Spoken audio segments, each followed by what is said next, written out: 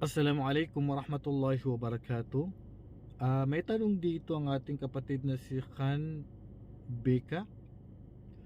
Sabi niya, "Hello po sir, tanong ko lang po about sa pagpapakasal nikah. Pwede po bang online nikah? Tanong ko lang po. Assalamualaikum." Dito pag-uusapan muna natin ano bang itsura ng online na kasal o online wedding, ika nga. Hindi po naunawaan ito ng ibang kapatiran. Ang pagkakaunawa nila pag online wedding, pag kinasal yung babae na wala doon sa kasal. Halimbawa ako, kaharap ko yung tatay ng babae habang kinakasal kami, tapos yung babae nasa ibang bansa, pinapanood niya yung kasal namin. Halimbawa lang yun. Ang pagkaunawa nila, pag yung babae wala doon sa araw ng kasal, wala doon sa venue ng kasal, ang tawag nila online wedding yon.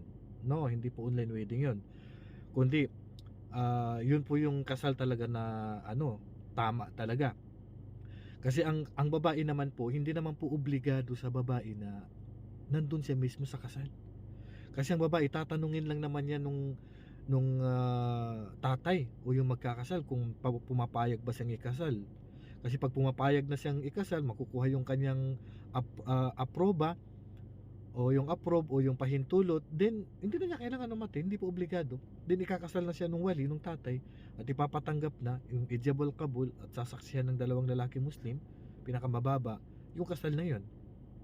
At hindi po obligado na yung babae nandun mismo sa venue ng kasal. At ito ay nangyari na po sa panahon ng propeta sallallahu alaihi wasallam. Kinasal ang propeta sallallahu alaihi wasallam kay Maymuna, at kinasal din ng propeta sallallahu alaihi wasallam kay Habiba, na hindi sila iisa ng lugar, magkaiba po sila ng lugar. Ang propeta sallallahu alaihi wasallam nung kinasal siya kay Maymuna, si Maymuna nasa Makkah, ang propeta sa Madina. Nung kinasal ang propeta sallallahu alaihi wasallam kay Habiba, si Habiba nandun sa Ethiopia, ang propeta sallallahu alaihi wasallam sa Makkah, pero tanggap ang kasal, napatapos pa rin ang kasal. So dito, ang online wedding, yung wali ng babae, halimbawa ikakasal ako, hindi ko kaharap yung tatay ng babae, yun ang online wedding. Yung babae, wala pong problema, nandyan ang babae sa venue ng kasal, wala doon ang babae, wala pong issue doon. Ang mahalaga, makuha yung pahintulot niya. Ang online wedding po na tinatawag, ganito po, kausap ko po yung tatay ng babae na hindi po kami magkaharap.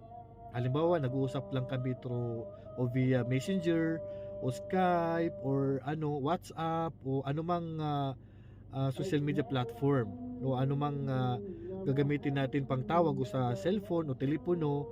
Yun ang kinasal sa online, which is ito pong ganun pong paraan ng kasal ng online. Yung tatay ng babae o yung wali niya ay hindi ko po kaharap ng personal, yun yung online. Ika nga sa phone lang kami magkausap o sa Messenger o sa Skype o sa Imo, doon lang po kami magkausap at doon lang niya ipapatanggap yung kasal. Hindi po kami personal na magkaharap. Yun ang online. Dito nagkaroon ng opinion ng mga ulama dito. At ang pananaw po ng karamihan sa mga scholar natin sa kasalukuyan, bawal yun, hindi daw tanggap yun. At ang pananaw po ni Sheikh bin Baz rahimahullah at iba pang mga scholar natin, pwede daw yun. Basta sa kondisyon, wala pong panluloko doon, hindi po wala pong dayaan, totoo talaga na yung wali yung nakakausap ng lalaki at walang mangyayaring dayaan, may witness na dalawa, pinakamababa lalaki na Muslim, so wala pong problema yung kasal na yun. Pero ang pinakamainam, wag po ganun. Pinakamainam, wag po online na wedding. Ang pinakamainam, halimbawa ako, mag-uutos na lang ako dun sa lugar nung wali ng babae na tatayo bilang ako representative, siya yung tatanggap ng kasal pero sa pangalan ko. O kaya yung tatay, mag-uutos siya, magbibigay siya ng authorization dito sa lugar ko. Halimbawa na yung ustad, siya yung tatayo na wali ng babae, siya yung pagpapatanggap ng kasal, siya yung tatayo na wali ng babae. Yun po yung pinakamainam, yung tawkil na tinatawag. So yan lang po.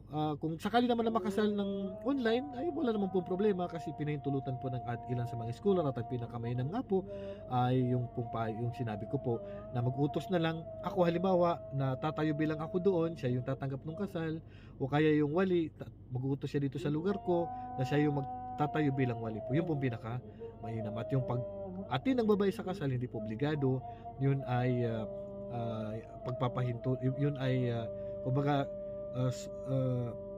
pinahintulutan po ang babae na hindi na po umatin sa kasal. Ang pinakamahalaga po ay pumayag po siya na ikasal sa araw na yan.